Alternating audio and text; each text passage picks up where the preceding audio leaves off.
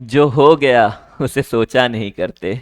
जो हो गया उसे सोचा नहीं करते। और जो मिल गया उसे खोया नहीं करते। सफलता भी सिर्फ उन्हें हासिल होती है जो वक्त और हालात पे रोया नहीं करते। तो नमस्कार, सत साई अकाल, आदाब, वणक्कम, खमा घनी दोस्तों। आज हम लोग पढ़ने जा रहे हैं बेसिक केमिस्ट्री कोर्स।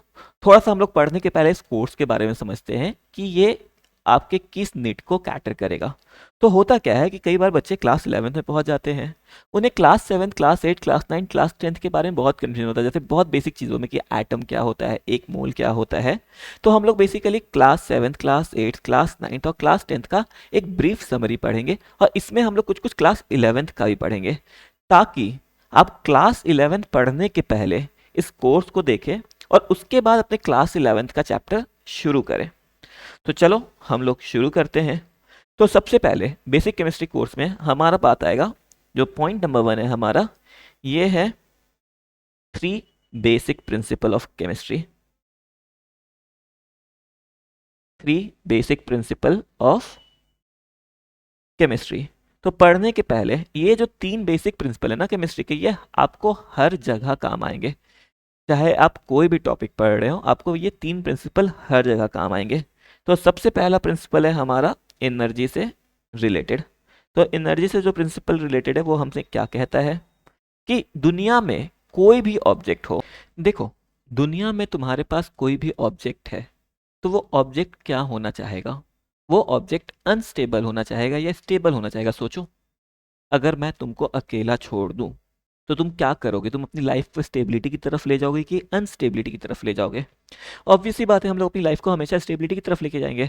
हम लोग क्यों पढ़ रहे हैं? क्योंकि मम्मा पापा हमसे कहते हैं बेटा पढ़ाई कर लो, उससे तुम्हारी लाइफ स्टेबल हो जाएगी। कभी कोई ऐसा तो नहीं कहता ना कि बेटा ये कर लो तुम्हारी लाइफ अनस्टेबल हो जाएगी। हम लोग हमेशा कहाँ से कहाँ जाने की कोशिश करते हैं? हम लोग अनस्टेबल होते हैं और वहां से स्टेबिलिटी की तरफ जाने की कोशिश करते हैं। ठीक है। तो पहला प्रिंसिपल हमसे यही कहता है कि बाय डिफॉल्ट अगर नेचर में सब चीज़ों को अपने ऊपर छोड़ दिया जाए, तो बाय डिफॉल्ट कोई भी चीज़ कहाँ से कहाँ मूव करेगा?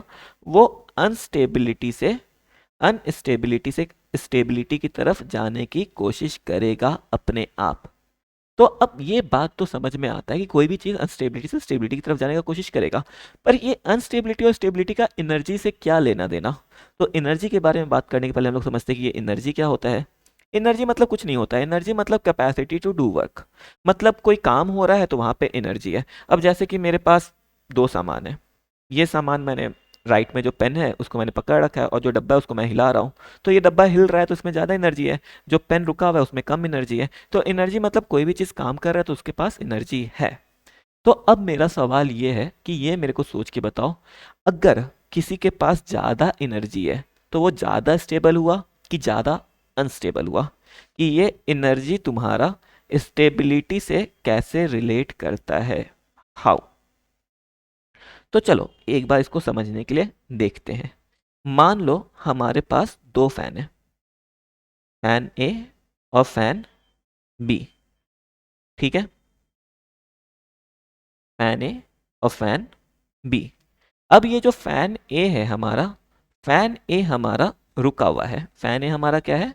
रुका हुआ है। और फैन बी क्या कर रहा है? मूव कर रहा है।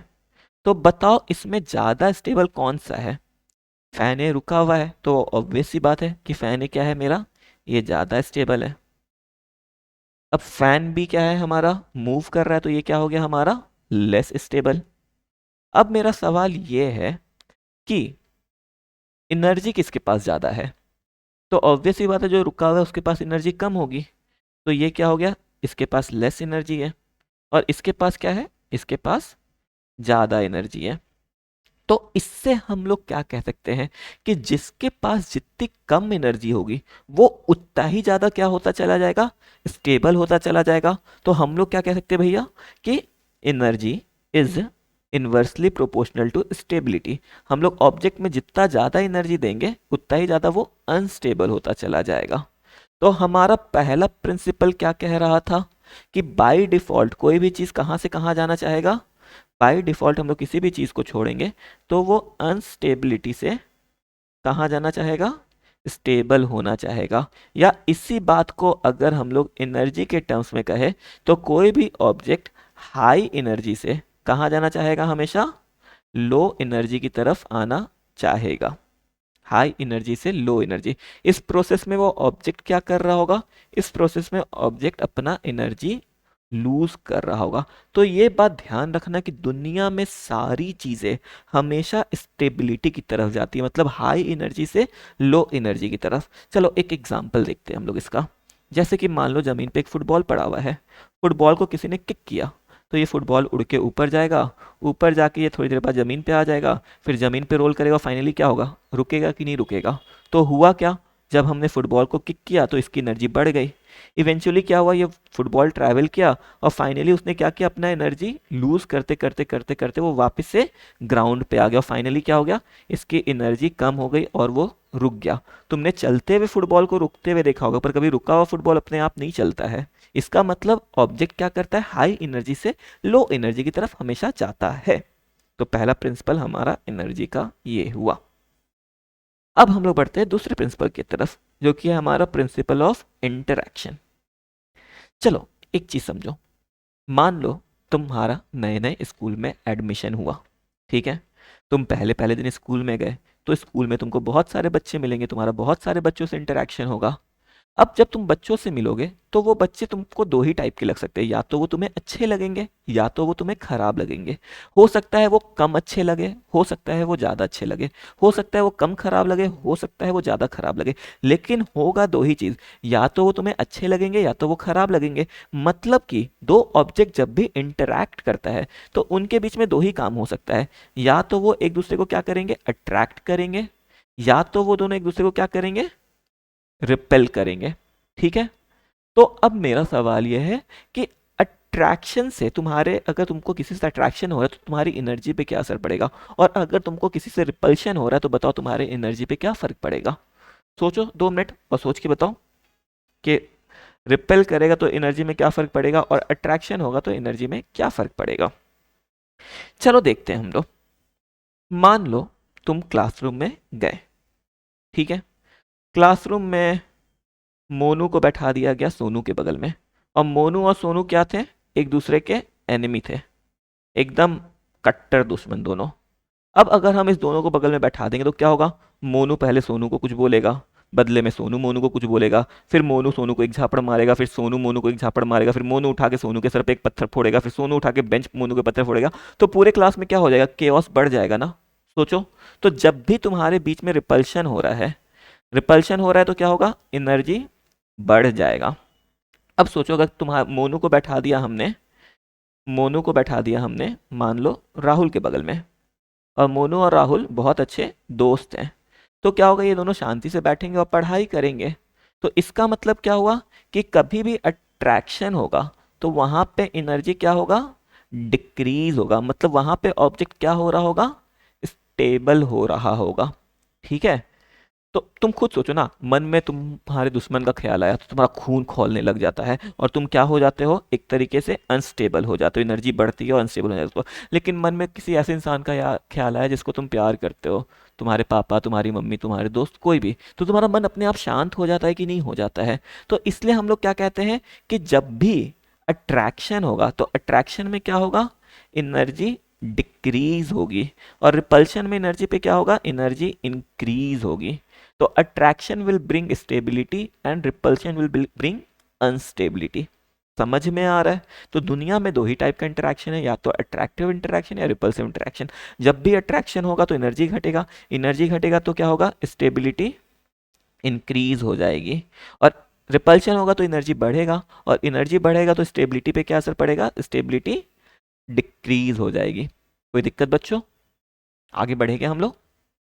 चलो आगे देखते हैं। अब तीसरा प्रिंसिपल जो हमारा है, इसके बारे में हम लोग बाद में डिटेल में देखेंगे। अभी बस ऐसे समझो, इसको बस लिख लो तुम, लाइक डिजॉल्व लाइक। तुम सोचो, तुम पहले दिन स्कूल में गए एडमिशन लेने के लिए, अब वहां पे दो टाइप का ग्रुप है, एक ग्रुप तुम्हारी तरह है और एक ग्रुप तुमसे अपोजिट है। तो बताओ तुम्हारी दोस्ती किससे होगी। बट ऑब्वियस सी बात है, जो तुम्हारी तरह के लोग हैं उनसे दोस्ती होंगी। तो जो एक जैसे लोग होते हैं वो खुद में जाके घुल जाते हैं। अभी इसमें तुम इसके आगे लिख लो। अब ये एग्जैक्टली इस टर्म्स का मतलब क्या होता है ये हम लोग आगे बेसिक केमिस्ट्री के कोर्स में आगे लेक्चर में देखेंगे। तो अभी घबराना मत, 2-3 लेक्चर के बाद हम लोग इस टर्म्स को देखेंगे कि ये पोलर और नॉन पोलर क्या होता है, ये सॉल्यूट क्या होता है और ये सॉल्वेंट क्या होता है। तो बस अभी लिख लो, ये यहाँ पे लिख लो कि polar solute will dissolve in polar solvent and non-polar solute will dissolve in non-polar solvent। तो यहाँ पे हमारा 3 बेसिक प्रिंसिपल खत्म हुआ। ये तीनों बेसिक प्रिंसिपल हम लोग चाहे फिजिक्स में या केमिस्ट्री में या साइंस में कोई भी चैप्टर पढ़े, ये हर जगह ही यूज होगा, चाहे ऑर्गेनिक केमिस्ट्री पढ़े या इनऑर्गेनिक केमिस्ट्री पढ़े, पीरियोडिसिटी पढ़े, स्ट्रक्चर ऑफ एटम पढ़े, ये हर जगह ही यूज होगा।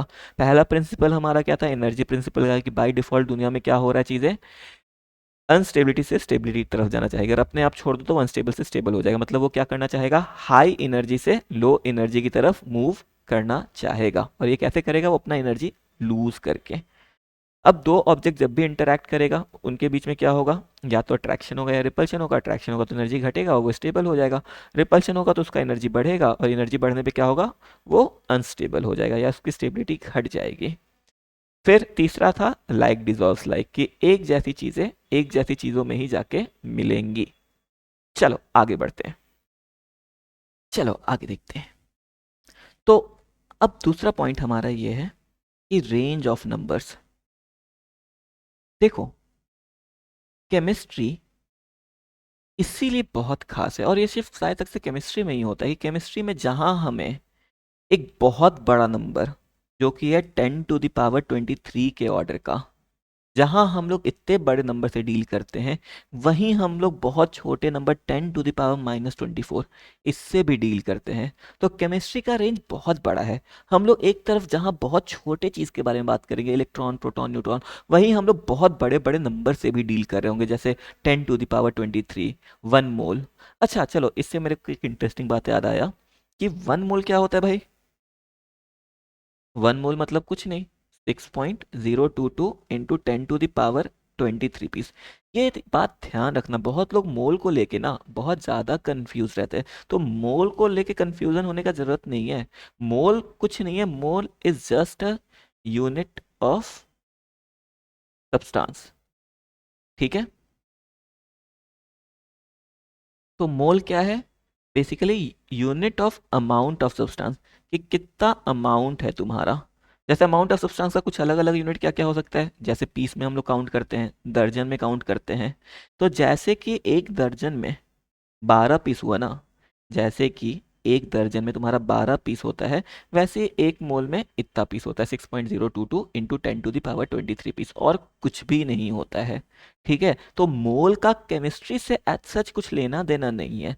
मोल मतलब बस यूनिट ऑफ सब्सटेंस, बस वो बहुत बड़ा यूनिट है और कुछ नहीं है। तो जैसे हम लोग कहते हैं एक दर्जन एप्पल लेके आओ, मतलब कितना, 12 पीसेज एप्पल लेके आओ। तो वैसे ही हम लोग बोलेंगे एक मोल एप्पल लेके आओ तो कितना, 6.022 इंटू 10⁻23 पीसेज ऑफ एप्पल, और कुछ नहीं। इसी नंबर को हम लोग और क्या कह देते हैं, 6.022 को, इसी नंबर को हम लोग रिप्रेजेंट करते हैं बाय सिंबल Na। Na मतलब क्या हुआ, एवोगैड्रो नंबर। अब देखो, हम लोग बचपन से ये एवोगैड्रो नंबर के बारे में पढ़ते आ रहे हैं। आज हम लोग क्या करते हैं ना, इस एवोगैड्रो नंबर को थोड़ा सा इमेजिन करने का कोशिश करते हैं कि ये आखिर में एवोगैड्रो नंबर कितना बड़ा होता है। देखो पढ़ते आ रहे हैं हम लोग बचपन से, ठीक है। चलो एक बार पहले करके देखते हैं, फिर मैं आगे बताता हूँ। मान लो मैंने तुम्हें गिनने को लगभग लगभग 10 बॉल दिया। 10 बॉल गिनने में तुम्हें कितना वक्त लगेगा, ठीक है, मान लो 4 से 5 सेकेंड। अब मैंने तुम्हें गिनने के लिए 100 बॉल दिया, 100 बॉल गिनने में कितना वक्त लग जाएगा, लगभग लगभग कितना लगेगा, 1 मिनट में गिन लोगे तुम लोग, ठीक है भाई। अब मैंने तुम्हें 1000 बॉल दिया, 1000 बॉल तुम लोग गिन लोगे 5 से 10 मिनट के बीच में। अब सोचो अगर मैंने तुम्हें Na बॉल्स दिया गिनने के लिए, Na बॉल्स मतलब 6.022 इंटू 10⁻23 पीसेज ऑफ बॉल्स दिए गिनने को, ठीक है। तो इतना पीस बॉल गिनने में तुम्हें कितना वक्त लगेगा। एक बार तुम लोग 10-20 सेकंड का वक्त लो और सोचो कितना वक्त लगेगा, 1 घंटा, 2 घंटा, 1 दिन, 2 दिन, 1 महीना, 2 महीना, 1 साल, 2 साल, सोचो और बताओ कितना वक्त लगेगा इस बॉल को गिनने में। चलो हम लोग एक बार क्या करते हैं ना, गिन के देखते हैं। मान लो हमारी दुनिया में हमारे पास कोई काम नहीं है, ना खाना है, ना पीना है, ना सोना है, हम लोग सुबह से लेकर रात तक सिर्फ बॉल गिन रहे हैं, 1 2 3 4, 1 2 3 4, 1 2 3 4। और हम लोग 1 सेकंड में एक बॉल को गिन पाते हैं। हम लोग क्या करते हैं, 1 सेकंड में एक बॉल को गिन पाते हैं। तो 6.022 into 10 to the power 23 balls को गिनने में कितना वक्त लगेगा हमें? 6.022 into 10 to the power 23 seconds. बोलो। अब इस सेकेंड्स को अगर हम लोग मिनट में कन्वर्ट करना चाहे तो this is equal to divide by 60, ये मिनट हो जाएगा। मिनट को आवर में कन्वर्ट करना हो तो डिवाइड बाई 60 आर। इसको डे में कन्वर्ट करना हो तो डिवाइड बाई 24, और इसको ईयर्स में कन्वर्ट करना हो तो डिवाइड बाई 365। अब अगर हम लोग इसका रफ कैलकुलेशन करेंगे ना, तो ये मेरा आ जाएगा approximately 10 to the power 16 years. सोचो एक मोल बॉल गिनने में हमें कितना वक्त लगा? 10 टू द पावर 16 ईयर। तो अब सोच के बताओ किस किसने सही जवाब बताया था। देखो मजेदार बात यही है ना। चलो थोड़ा सा पहले और आगे कैलकुलेट करके देखते हैं। तो एक मोल बॉल गिनने में हमें 10 टू द पावर 16 ईयर्स लगेगा। मान लो पूरे धरती के लोग इस बॉल को गिनना एक शुरू कर दे, मतलब पूरी धरती के लोगों के पास कोई काम नहीं था, पूरी धरती के लोग सिर्फ क्या करे, बॉल गिन रहे, 1 2 3 4, 1 2 3 4। तो इस समय दुनिया की आबादी है लगभग लगभग 7.75 into 10 to the power 9 population of world है। हम लोग इसको थोड़ा सा और बढ़ा ही देते हैं। हम लोग कितना मान लेते हैं कि दुनिया की पॉपुलेशन कितनी है हमारी, हम लोग इसको कर लेते हैं 10 टू द पावर 10। तो अगर पूरी दुनिया भी इस नंबर को गिनना शुरू करे ना, तो पूरी दुनिया को लग जाएगा 10 to the power 16 by 10 to the power 10 years. मतलब कि 10 टू द पावर 6 ईयर्स, मतलब पूरी दुनिया भी अगर इस बॉल को गिनना चाहे तो 10 लाख साल पूरी दुनिया को लग जाएगा। सोचो आज हम लोग कौन से साल में रह रहे हैं? आज हम लोग साल रह रहे हैं 2000 में, 2022 के आसपास, 2022, 2023, 2024। ठीक है। अब अगर पूरी दुनिया आई होगी, पहला इंसान पृथ्वी पे आया होगा लगभग 10,000 साल पहले, तो इसका मतलब ये हुआ कि जब पृथ्वी पे पहला इंसान आया तब भी उसने इस बॉल को गिनना शुरू करता, तब भी वो इस बॉल को नहीं गिन पाता। ये नंबर इतना बड़ा है। समझ में आ रहा है ये नंबर कितना बड़ा है? तो अब देखो दिक्कत क्या होती है ना हमसे पढ़ने में। कई लोग ऐसा समझते हैं कि नीट का एग्जाम हो या जेई का एग्जाम हो या बोर्ड्स का एग्जाम हो या कोई भी एग्जाम हो, लेट्स से, हाँ, वो सिर्फ नॉलेज का खेल है। बात देखो कभी भी एग्जाम में ना बात नॉलेज का होता ही नहीं है। नॉलेज का रोल अगर मैं कहूँ तो नॉलेज सिर्फ 50% ही रोल पे करता है। 50% रोल पे करता है आपका एप्टीट्यूड। ठीक है। हम्म 50% रोल आपका कौन पे करता है? आपका एप्टीट्यूड। इसलिए आप देखो कि कई लोग सुबह से लेकर रात तक पढ़ते, 2 2 साल, 3 3 साल, 4 4 साल तक पढ़ते, पर वो एग्जाम क्रैक नहीं कर पाते, क्योंकि वो अपना डोमेन सिर्फ नॉलेज तक ही रेस्ट्रिक्ट रखते हैं, वो कभी एप्टीट्यूड में आ ही नहीं पाते हैं। तो आपको अपना नॉलेज तो बढ़ाना ही है और साथ में आपको अपना एप्टीट्यूड भी बढ़ाना है। एप्टीट्यूड मतलब चीज़ों को जुगाड़ करके, चीज़ों को इमेजिन करके पढ़ना। आप सोचो एक मोल तो हम लोग हमेशा से पढ़ रहे थे ना, हाँ, पर हमने कभी जाना नहीं ना कि एक मोल क्या होता है। आज हमने इमेजिन करके देखा कि एक्चुअली में एक मोल कितना बड़ा क्वांटिटी है। तो बस आपको यही करना है, आपने जो पढ़ा है ना उसको आपको अपने से रिलेट करके देखना है। कुछ चीज़ें आप अपने रियल लाइफ में रिलेट कर पाइएगा, कुछ चीज़ें आप मैथमेटिकली रिलेट कर पाइएगा, पर जैसे ही आप उस चीज़ से रिलेट करेंगे ना वो चीज़ आपकी अपनी हो जाएगी। और जब वो चीज़ आपकी अपनी हो जाएगी तो आपके लिए एग्जाम क्रैक करना बहुत ही आसान हो जाता है। समझ में आ रहा है बेटा? तो आपको समझ में आ रहा है कि हमें किस अप्रोच के साथ पढ़ना है। हमें चीज़ों को इमेजिन करते हुए, अच्छे से समझते हुए, उससे रिलेट करते हुए पढ़ना है। बस ऐसे नहीं पढ़ लेना कि 1 mole is equal to 6.022 into 10 to power 23। एक बार 2 मिनट वक्त लेके ये भी सोचेंगे 6.022 इंटू 10 टू पावर 23 कितना होता है। अच्छा चलो मैं तुम लोग को एक सवाल देता हूँ। हम्म, तुम्हें पता होगा, उठा के तुम लोग बता दोगे कि 1 किलो और 2 किलो कितना होता है। पर तुमने कभी ऐसा सोचा कि 10 न्यूटन फोर्स का मैग्नीट्यूड कितना होता होगा? क्या तुम धक्का दे के किसी को बता सकते हो कि मेरे ऊपर फोर्स 10 न्यूटन का लग रहा है या 20 न्यूटन का लग रहा है? सोच के बताना तो एक बार, और कमेंट करना तुम लोग। ठीक है। चलो आगे बढ़ते हैं हम लोग। तो हमने क्या देखा कि 1 मोल इतना बड़ा नंबर है। अब सोचो कि अगर 1 मोल इतना बड़ा नंबर है, हम्म ठीक है, और तुम्हें पता है जो हम लोग एक घुट पानी पीते हैं ना, सिर्फ एक घुट पानी में एक घुट पानी में एक मोल से ज्यादा कॉन्स्टिट्यूएंट होते हैं। मतलब एक घुट पानी जिसका साइज इतना सा होगा, इसके अंदर इतने सारे कॉन्स्टिट्यूएंट हैं जिसको हम लोग गिन ही नहीं सकते हैं। तो सोचो एक कॉन्स्टिट्यूएंट का साइज कितना छोटा होगा, वो अपने आप में बहुत छोटा होगा कि नहीं होगा, सोचो। हम्म तो ये जो एक ड्रॉप वाटर का कॉन्स्टिट्यूएंट है, ये जिस चीज से मिलकर बना है, जिस भी चीज से मिलकर बना हो, एटम, प्रोटॉन, इलेक्ट्रॉन, जो भी हो, हाँ, पर ये जो भी कॉन्स्टिट्यूएंट है, इसका साइज क्या है? इसका साइज बहुत बहुत बहुत बहुत बहुत छोटा है। समझ में आ रहा है? अब इसका साइज जब बहुत बहुत बहुत बहुत बहुत छोटा है, तो इसका मास भी बहुत बहुत बहुत बहुत बहुत मास भी बहुत बहुत बहुत बहुत कम छोटा होगा कि नहीं होगा, बोलो। हम्म तो अब जब हमारे पास मास की बात आई, तब हम लोग बात करते थोड़ा सा अभी मास के बारे में। तो मास के लिए हमारे पास कुछ कुछ यूनिट है, जैसे कि हम लोग चीज़ों को ग्राम में भी तौल सकते हैं, हम लोग चीज़ों को केजी में भी तौल सकते हैं, हम लोग चीज़ों को टन में भी तौल सकते हैं। कोई दिक्कत? अब हमें मालूम ही है भाई कि 1 केजी मतलब कितना, 1000 ग्राम, और 1 टन मतलब कितना, 1000 केजी। हम्म अब तुम सोचो कि जो तुम केजी में खरीद सकते हो, वो हम लोग ग्राम में भी तो खरीद सकते हैं। तुम खरीदने गए 4.5 किलो आम, तो तुम उसको ये भी कह सकते हो कि भाई भैया हमें 4.5 किलो आम दे दो, या फिर उसको तुम ये भी कह सकते हो 4500 ग्राम आम दे दो। बात तो एक ही है। पर सोचो जब तुम सोना खरीदने जाते हो तो किस में खरीदते हो भाई? ऑब्वियस सी बात है, सोना हम लोग किस में खरीदते हैं? ग्राम में खरीदते हैं। अब सोचो जब तुम फल खरीदने जाओगे तो फल किस में खरीदोगे? फल खरीदोगे केजी में। और सोचो अगर तुम गाड़ी के वजन का बात करते हो तो कार का वजन का बात हम लोग जनरली टन में करते हैं, या ट्रक तुमने लोड किया तो ट्रक के वजन का बात हम लोग जनरली टन में करते हैं। तो अब तुम सोचो, तुम सोना भी खरीदने केजी में जा सकते हो, पर हम लोग सोना खरीदने के लिए 3 ग्राम क्यों बनाया, और सब्जी के लिए केजी क्यों बनाया, और टन ट्रक के लिए क्यों बनाया, बताओ। हम ऐसे भी तो जा सकते हैं ना कि सोने की दुकान पे जाए और उसको बोले भैया हमको 0.0005 केजी वो दे दो, सोना दे दो। अब सोचो तुम सोने की दुकान पे गए, तुम उसको कह रहे हो कि भैया हमको 0.005 केजी सोना दे दो 5 ग्राम के बदले। तो वो देखेगा तुमको पहले ऊपर से नीचे, वो बोलेगा भैया तुम बाहर निकलो, है कि नहीं? क्योंकि वो इनकन्वीनियंट है। तो हम लोग डिफरेंट यूनिट चीज़ों का क्यों बनाते हैं? हम लोग डिफरेंट यूनिट क्यों बनाते हैं? For our convenience. समझ में आ रहा है? For our convenience. अब सोचो पानी का ड्रॉपलेट जिस कॉन्स्टिट्यूएंट से बना हुआ है, जो एटम है या इलेक्ट्रॉन है या प्रोटॉन है या जो भी चीज़ है, न्यूट्रॉन है, वो बहुत छोटा है कि नहीं है साइज में?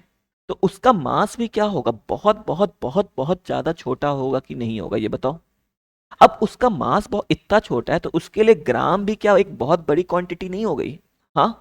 तो जब वो मास बहुत छोटा है, तो जब भी हम लोग एटम को वे करते हैं, तो एटम को हम लोग वे करने के लिए हम लोगों ने क्या किया, एटम के मास के लिए हम लोगों ने एक अलग से यूनिट बनाया, ताकि इस यूनिट में उसको वजन करना कन्वीनियंट हो, क्योंकि ग्राम उसके लिए बहुत बड़ा है। तो वो जो नया यूनिट बनाया उसको हमने क्या कह दिया, AMU। AMU मतलब क्या हुआ, एटॉमिक मास यूनिट। अभी एटम क्या होता है हम लोग थोड़ी देर बाद देखेंगे, ठीक है ना? इसको AMU भी कह सकते हैं, या कभी कभी इसको म्यू से रिप्रेजेंट किया जाता है। म्यू मतलब हो गया हमारा यूनिफाइड मास। म्यू मतलब हमारा हो गया यूनिफाइड मास। तो एटॉमिक मास यूनिट हो या यूनिफाइड मास हो, एक ही बात हुआ, ठीक है? अब जैसे कि 1 केजी में 1000 ग्राम होता है ना, हम्म तो वैसे ही हमारा जो 1 AMU होता है, ये एग्जैक्टली हमारा 1/Na ग्राम्स होता है, ठीक है? मतलब 1 AMU is equal to 1/6.022 into 10⁻23 gram होता है।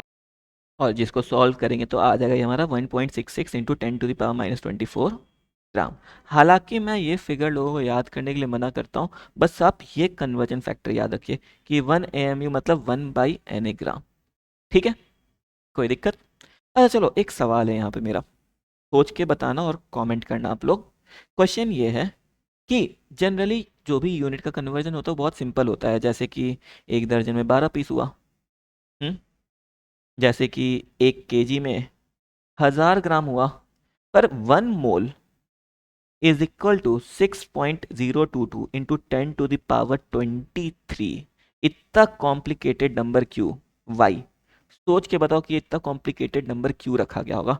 ज़रूर से सोचना और कमेंट करना आप लोग। ठीक है, ठीक है, चलो आगे बढ़ते हैं। तो अब हमें ये समझ में आया कि एएमयू बहुत छोटा मास की ज़रूरत क्यों पड़े। तो हम लोग क्या करते हैं, एएमयू रट लेते, पर एएमयू रटने का ज़रूरत नहीं है। हमें समझना है कि एएमयू की आखिर ज़रूरत क्यों पड़ी हमें, क्योंकि ग्राम एक एटम के सामने बहुत बड़ा यूनिट है। तो फॉर आवर कन्वीनियंस हमने एटम नापने के लिए एक अलग से यूनिट बना लिया, जिसको हमने कह दिया एएमयू। काम खत्म। एएमयू में, एक एमयू में कितना ग्राम होता है, तो एक एमयू में 1/na ग्राम होता है। बस सिंपल सा कन्वर्जन फैक्टर है और कुछ भी नहीं है। ठीक है बेटा, चलो अब मेरा आगे सवाल है कि पूरी दुनिया में कितने टाइप के एलिमेंट है, या आपके पीरियोडिक टेबल में कितने टाइप के एलिमेंट है। अच्छा चलो, एलिमेंट में जाने के पहले हम लोग ये सोचते हैं कि आपकी मम्मी आपके लिए कितने टाइप का खाना बनाती है। बताओ। बहुत सारे टाइप का डिश बनाती होंगी। पनीर अचारी, कद्दू, बैगन भरता, कुछ भी बनाती है। हजारों तरीके की चीज़ें बना लेती है कि बना लेती है। हजारों भी तो शायद तक से कम है, लाखों तरीके की चीज़ें बनाती होंगी। पिज्ज़ा, मोमो, पता नहीं क्या क्या क्या क्या चीज़ें दुनिया में मार्केट में मिलती हैं। पर अब ये सोच के बताओ कि मार्केट में डिशेस तो कई करोड़ों हैं, हाँ, डिशेस कितनी हैं, लाखों में है। अब मेरे को ये सोच के बताओ कि आपके किचन में कितने टाइप के सब्जी और मसाले होंगे। सोचो। अगर आप गिनने लग जाओ ना उंगली में, तो मैक्सिमम आपके किचन में ना सब्जी या मसाला जो होगा टोटल मिला के, वो होगा 15 से 20 के बीच में। उससे ज़्यादा नहीं होता है जनरली। किसी में 15 से 20 से बढ़ के 30 हो जाएगा और क्या। हाँ, ले दे के तो वही मसाला होता है, हल्दी, नमक, लाल मिर्च, काली मिर्च, और ब्ला ब्ला ब्ला ब्ला ब्ला। सब्जियों में आलू, टमाटर, भिंडी, ब्ला ब्ला ब्ला ब्ला ब्ला। अब सोचो, इतनी सारी चीज़ें हैं, पर हमारे पास है सिर्फ 15 से 30 चीज़ें। इससे हम लोग लाखों तरीके का खाना कैसे बना लेते, बताओ। एकदम सिंपल सा बात है भाई, वेरिंग कंपोजिशन। हम लोग क्या करते हैं, कंपोजिशन अलग अलग कर देते हैं। अगर जैसे कि मान लो, अगर हमें नींबू में चीनी कम डाला, नमक ज़्यादा डाल दो, खट्टा नींबू पानी बनेगा। उसमें हमने नमक कम डाला, चीनी ज़्यादा, तो मीठा नींबू पानी बन जाएगा। पनीर की बटर पनीर मसाला में अगर नमक और शिमला मिर्च डाल दिया तो वो कढ़ाई पनीर बन जाएगा। तो बेसिकली हम लोग क्या करते हैं, अगर हम लोग प्रोपोर्शन चेंज करेंगे तो अलग अलग डिशेस मिलेगा कि नहीं मिलेगा। ठीक है, अब ऐसे ही सोचो, दुनिया में कितने सारे टाइप की चीजें पाई जाती हैं। इनन्यूमरेबल, दुनिया में करोड़ों टाइप की चीजें पाई जाती हैं। पर अगर तुम इसको तोड़ के देखो इसके अंदर, तो तुमको पूरी दुनिया में ना सिर्फ और सिर्फ 118 टाइप का ही एलिमेंट दिखेगा। समझ में आ रहा है। तो पीरियोडिक टेबल में टोटल कितने टाइप का एलिमेंट है, पीरियोडिक टेबल में टोटल एलिमेंट्स हैं हमारे 118।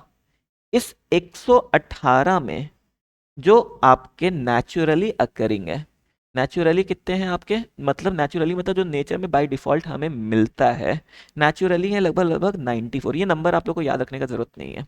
बाकी सब आर्टिफिशियल है, ह्यूमन मेड है, हमने लैब में बनाया है। बेसिकली यही 94 चीज़ों को हम लोग अलग अलग तरीके से कंबाइन करते हैं तो हमें बहुत सारी चीज़ें मिल जाती हैं। जैसे कि एक कार्बन में हमने एक ऑक्सीजन डाला तो हमारा बना कार्बन मोनोऑक्साइड। ठीक है। हम्म। और यहीं पे अगर हमने एक कार्बन के साथ दो ऑक्सीजन डाल दिया, अगर एक कार्बन के साथ हमने दो ऑक्सीजन डाल दिया तो हमारा बन जाएगा कार्बन डाइऑक्साइड, जो कि दो एकदम अलग अलग चीजें हैं। ठीक है, तो समझ में आ रहा है। बस आपको कंपोजिशन चेंज करना, आपको दुनिया में अलग अलग चीजें मिलती जाएंगी। तो दुनिया में ये जो लाखों करोड़ों चीजें हमें मिलती है ना, वो सिर्फ और सिर्फ इसी 118 चीजों के कॉम्बिनेशन से मिलके बना है। इस 118 एलिमेंट्स में भी हम लोग अगर देखना चाहे तो इसमें मेटल्स हैं लगभग लगभग 92, नॉन मेटल्स हैं हमारे लगभग लगभग 20, और मेटलॉइड्स मतलब ऐसी चीज़ें जो मेटल जरूरत पड़ने पे मेटल की तरह भी काम कर जाए और जरूरत पड़ने पे नॉन मेटल की तरह काम कर जाए, मतलब वो मेटल और नॉन मेटल के बीच में हुआ। जब जरूरत पड़ा मेटल बन गया, जब जरूरत पड़ा नॉन मेटल बन गया। तो ऐसी हैं चीज़ें लगभग 6। आपको ये नंबर याद रखने का ज़रूरत बिल्कुल भी नहीं है। अब मेटल, नॉन मेटल, मेटलॉइड क्या होता है, ये अभी हम लोग आगे कुछ समय के बाद देखेंगे आगे के लेक्चर्स में। ठीक है बेटा, तो आगे हमने एलिमेंट्स के बारे में अब बात कर लिया, तो चलो आगे बढ़ते हैं। अच्छा, हमने साइज के बारे में बात किया ना, हम्म, कि जहां हम लोग केमिस्ट्री में 10⁻23, वहीं 10⁻24 के बारे में भी देखते हैं। 10⁻23 कितना बड़ा नंबर होता है ये तो हमने देख लिया। 10⁻24 थोड़ा सा इमेजिन करने का कोशिश करते हैं। मान लो हमने 1 मीटर कपड़ा लिया। ठीक है, मान लो ये कपड़ा कितना है, 1 मीटर का है। अब इस 1 मीटर कपड़े को तुम काट काट दो 10 हिस्से में, 1 2 3 4 5 6 7 8 9 10। अब इस 10 हिस्से को जो हमने बांटा इसका एक हिस्सा लो, तो ये जो एक हिस्सा हुआ ये क्या हो गया, 10⁻⁻1 मीटर। अब वापस इसको 10 हिस्से में काट दो। अब जो एक हिस्सा आया ये हुआ तुम्हारा 10⁻⁻2 मीटर। अब इसको वापस से 10 हिस्से में काट दो। अब जो एक हिस्सा आया जो कि लगभग लगभग एक पॉइंट की तरह दिख रहा होगा तुम्हें, वो 10⁻⁻3 मीटर। अब इसको भी तुम 10 हिस्से में काट दो, और जो उसका एक हिस्सा आया वो आया तुम्हारा 10⁻⁻4 मीटर। फिर उसका एक हिस्सा लो 10 हिस्से में काट के, वो आया तुम्हारा 10⁻⁻5 मीटर। अब सोचो ये 10⁻⁻5 मीटर ऑलरेडी माइक्रोस्कोपिक हो गया, अब ये तुमको आंख से नहीं दिख रहा होगा, अब तुमको माइक्रोस्कोप लेना पड़ जाएगा देखने के लिए। तो सोचो 10⁻⁻4 अपने आप में बहुत छोटा होता है, 10⁻⁻4 10⁻�5। तो जो तुम्हें पता है जो हमारा एक एटम का साइज होता है ना, इस एटम का रेडियस का ऑर्डर होता है लगभग लगभग 10⁻⁻10 मीटर का, ठीक है। और जो हमारा ये न्यूक्लियस होता है, ये एटम का रेडियस हो गया, और जो हमारा एटम के अंदर न्यूक्लियस होता है इसका साइज होता है लगभग लगभग 10⁻⁻15 मीटर। तो समझ में आ रहा है एक न्यूक्लियस साइज में कितना छोटा है। 10⁻⁻5 मीटर ऑलरेडी बहुत छोटा हो चुका है, इसको देखने के लिए माइक्रोस्कोप देखना है। तो न्यूक्लियस और भी बहुत बहुत बहुत बहुत बहुत ज्यादा छोटा होगा कि नहीं होगा। तो अब थोड़ा इमेजिन कर पा रहे हो 10⁻⁻1 10⁻2 10⁻15 कितना छोटा नंबर होगा। उसके लिए हमें कितना छोटे मास की जरूरत होगी। तो जब भी हम लोग इतने छोटे साइज पे आते हैं तो हम लोग जो मास यूज करते हैं वो मास हम लोग कौन सा यूज करते हैं, एटॉमिक मास यूनिट में हम लोग यूज करते हैं, ठीक है। चलो आगे बढ़ते हैं कि अब हम लोग आते हैं अपने 5वें पॉइंट पे। अब हम लोग थोड़ा सा एटम की तरफ बढ़ेंगे कि आखिर में ये एटम होता क्या है, ये एलिमेंट्स होते क्या है, ये मॉलिक्यूल्स होते क्या है, ठीक है। पर आगे बढ़ने के पहले मेरे को तुम ये चीज बताओ कि साइंस कैसा है, साइंस हमारा स्टैटिक है या एवर इवॉल्विंग है। कि स्टैटिक मतलब कि एक बार हमने कोई चीज बता दिया वो फिक्स हो गई, ठीक है। एवर इवॉल्विंग मतलब चेंजिंग है। तो देखो साइंस हमारा कभी भी स्टैटिक हो ही नहीं सकता है, साइंस हमेशा हमारा क्या है, एवर इवॉल्विंग, ये समय के साथ बदलता रहता है। हम लोग क्या करते हैं, हम लोग चीज़ों को ऑब्जर्व करते हैं, उस ऑब्जर्वेशन के बेसिस पे हम लोग कुछ कंक्लूजन देते हैं कि शायद तक से ये इसीलिए होता होगा। बाद में हमें पता चलता है नहीं यार ये इसलिए नहीं होता था, हमने जो कंक्लूजन दिया उससे आधा चीज तो एक्सप्लेन हो रहा है पर आधा चीज एक्सप्लेन नहीं हो रहा है, मतलब हमारे कंक्लूजन में कुछ गलती थी, तो हम लोग दूसरा कंक्लूजन देते हैं, फिर वो साइंस बन जाता है। फिर हम लोग बाद में देखते हैं नहीं इसमें भी कुछ गलती है, तो फिर कुछ तीसरा चीज देखते हैं, वो साइंस बन जाता है। चलो इसको थोड़ा हम लोग समझने का कोशिश करते हैं। जैसे कि आज से बहुत साल पहले, हाँ आज से बहुत साल पहले जब भी कहीं बारिश होती थी तो लोग क्या बोलते थे कि बारिश आसमान में एक इंद्रदेव बैठे हुए हैं, आप उनकी पूजा करिए तो वहां पे बारिश होगी। तो उस समय का साइंस क्या था कि हमें भगवान की पूजा करनी है, भगवान आपकी पूजा से खुश होंगे तो बारिश करेंगे, अगर खुश नहीं होंगे तो बारिश नहीं करेंगे। तो कई साल तक हम लोग इसी चीज को साइंस मानते रहे कि बारिश कैसे होगी, भगवान की पूजा करने से होगी। पर हमने क्या देखा कि कई बार पूजा करने पे बारिश हो जाती थी, कई बार पूजा करने पे बारिश नहीं होती थी। तो इससे हमें क्या पता चला, यार ये कॉन्सेप्ट में कुछ ना कुछ लॉजिक है, क्योंकि भगवान की पूजा करने में बारिश होती तो हर बार होना चाहिए, ऐसा क्योंकि आधी बार हो रही है आधी बार नहीं हो रही है। तो बाद में हमने क्या ध्यान से देखा कि जहां पे आसमान में बादल होते हैं, जहां पे भी क्लाउड्स होंगे वहां पे बारिश होगी। तो इससे हमें क्या मालूम पड़ा कि अगर बादल है तो बारिश होगी, अगर बादल नहीं है तो बारिश नहीं होगी। तो फिर 100-200 साल तक लोग इसी को मानते रहे कि बारिश क्यों होगी, बारिश होती है बादल की वजह से, अगर बादल है तो बारिश होगी, बादल नहीं है तो बारिश नहीं होगी। पर फिर कुछ समय के बाद लोगों का दिमाग और चमका, लोगों ने ये सोचना शुरू किया या कई बार तो बादल होता है पर तब भी बारिश नहीं होती है। तब उन्होंने क्या कहा, एक स्पेशल टाइप का बादल होता है जिसको हम लोग क्या कहते हैं, एक स्पेशल टाइप का बादल होता है जिसके अंदर तुम्हारा पानी भरा होता है। इसको हम लोग कहते हैं क्यूम्यूलो निम्बस क्लाउड, इसको हम लोग क्या कहते हैं, क्यूम्यूलो निम्बस क्लाउड। तो लोगों ने क्या कहा कि भाई हर तरीके से बारिश नहीं होती है, सिर्फ जिस बादल में पानी भरा हुआ हो वही बादल बारिश कर सकता है और बादल बारिश नहीं कर सकता है। तो 200-300 सालों तक लोग इसी को मानते रहे। फिर कई बार लोगों ने ऑब्जर्व किया यार ये काले काले बादल तो कई जगह मिलते हैं, अब कई बार बारिश हो जाती कई बार बारिश नहीं होती है। तब हमें क्या मालूम पड़ा कि सिर्फ बादल होने से काफी नहीं है, जब ये क्यूमुलोनिम्बस क्लाउड एक दूसरे से टकराएंगे तो टकराने से ये बादल फटता है, तब बारिश होती है। तो आज हमारी प्रेजेंट अंडरस्टैंडिंग क्या है कि दो बादल जो इसमें पानी भरा हुआ है, जब वो टकराएंगे तो वो फटेंगे और बारिश होगी। तो बात समझो, जब बारिश का साइंस का बात हुआ तो पहले के लोग मानते थे भगवान की पूजा, फिर कुछ समय बाद लोगों ने बादल को माना, फिर कुछ समय बाद लोगों ने क्यूमुलोनिम्बस क्लाउड्स को माना, फिर कुछ लोगों ने क्या माना कि बादल के फटने से बारिश होता है। तो फेनोमेना एक ही है, अलग अलग दौर में ये एक्सप्लेनेशन इवॉल्व होता चला गया कि नहीं होता चला गया। तो आपको समझ में आ रहा है कि हर टाइम जोन में हमारे पास रिसोर्सेज कुछ लिमिटेड रहते हैं, हमारे पास सब कुछ नहीं होता है। हम लोग उस लिमिटेड रिसोर्स से जानने की कोशिश करते हैं कि आखिर हुआ क्या, फिर हमारी अगली पीढ़ी आके उसमें कुछ जोड़ती है, फिर उसकी अगली पीढ़ी हमारे में आके कुछ जोड़ती है, तो वो साइंस हमेशा बदलता रहता है। अब देखो, मैं ये क्यों बता रहा हूँ, क्योंकि आज लोगों के लिए ये कह देना कि बहुत आसान होता है, अरे पहले के लोग अंधविश्वास थे, ये बादल से थोड़े मतलब बेवकूफ़ थे। पर बात बेवकूफ़ी का नहीं है, हम लोग को ये जानना चाहिए कि आखिर हम लोग आज जहाँ पर है वो वहाँ पे किस तरीके से पहुँचे। तब हम लोग अपने प्रेजेंट सिचुएशन को अप्रिशिएट कर पाएंगे कि जो हम लोग पहुँचे वहाँ पे क्यों पहुँचे। और जब हमें ये पता हो कि हम लोग कैसे पहुँचे, तो हमें ये भी पता हो कि हमारे रास्ते में गलती क्या की, तो हम लोग उस गलती को आगे जाके सुधार पाएंगे। तो एटम की डिस्कवरी कैसे हुई, इसको जानने के लिए ना, हाँ, हम लोग क्या करेंगे, हम लोग जर्नी देखेंगे। अब कई लोग बोलते हैं कि यार हम लोग ये गलत थ्योरी क्यों पढ़ रहे हैं, पर हमें वो गलत थ्योरी पढ़ना है ताकि हम लोग चीज़ों को अप्रिशिएट कर सके कि आज हम लोग जहाँ पे पहुँचे वो किस तरीके से पहुँचे। और जब हम लोग अपने पास्ट को अप्रिशिएट कर पाएंगे, तब हम लोग अपना फ्यूचर और अच्छे तरीके से बेहतरीन बना पाएंगे। समझ में आ रहा है?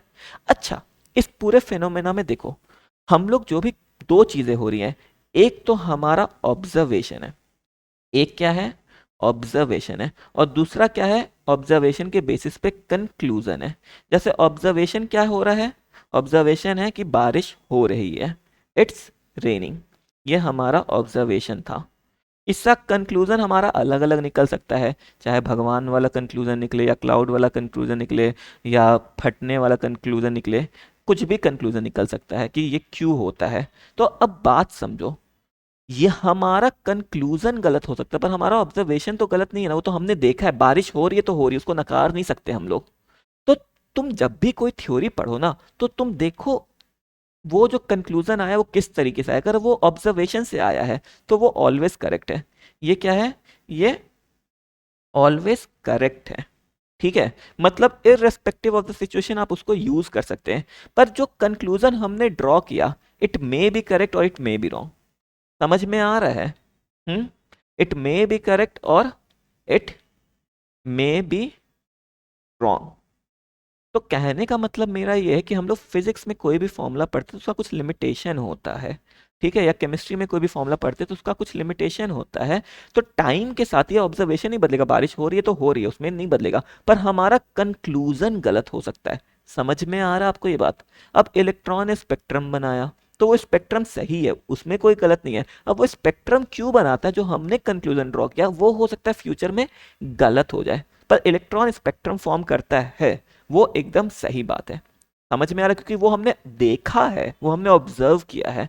तो हम लोग जब भी पढ़ेंगे ना, तो चीज़ें ध्यान रखना कि इसका सोर्स कहाँ से आया, इसका सोर्स ऑब्जर्वेशन से आया कि इसका सोर्स कंक्लूजन से आया। ऑब्जर्वेशन से आया तो वो हमेशा सही होगा, अगर कंक्लूजन से आया तो वो सही हो भी सकता है या वो गलत हो भी सकता है। तो इसमें एग्जामिनर क्या करता है, बहुत छोटा छोटा डाउट देके ना आपको घुमाता है मल्टीपल चॉइस क्वेश्चन में। तो अगर आपको पता होगा कि उसका सोर्स कहाँ से आपके नॉलेज का, तो आप कभी भी उसमें गलती नहीं करेंगे। तो ये ऑब्जर्वेशन और कंक्लूजन वाला बात ना आप लोग ज़रूर से ध्यान रखना। और जब हम लोग एटम पढ़ेंगे तो इसके बारे में डिटेल में पढ़ेंगे। तो आज मैं लेक्चर यहीं कंक्लूड करता हूँ। मैंने आपसे दो सवाल पूछा था। पहला सवाल पूछा था मेरे ख्याल से कि एक मोल इतना कॉम्प्लिकेटेड नंबर क्यों, ये सोच के बताओ। और एक और कोई सवाल, हाँ, एक सवाल पूछा था 10 न्यूटन आखिर ऐसा क्यों होता है, 10 न्यूटन को विजुलाइज करके बताओ कि 10 न्यूटन कितना फोर्स होता है, धक्का देके बताओ अपने एक हाथ को दूसरे हाथ में कि 10 न्यूटन कितना फोर्स होता है। तो इस दोनों का जवाब अपने कमेंट में देना, और हम लोग नेक्स्ट क्लास में इस चीज़ को आगे पढ़ते हैं, ठीक है। चलो, अलविदा दोस्तों।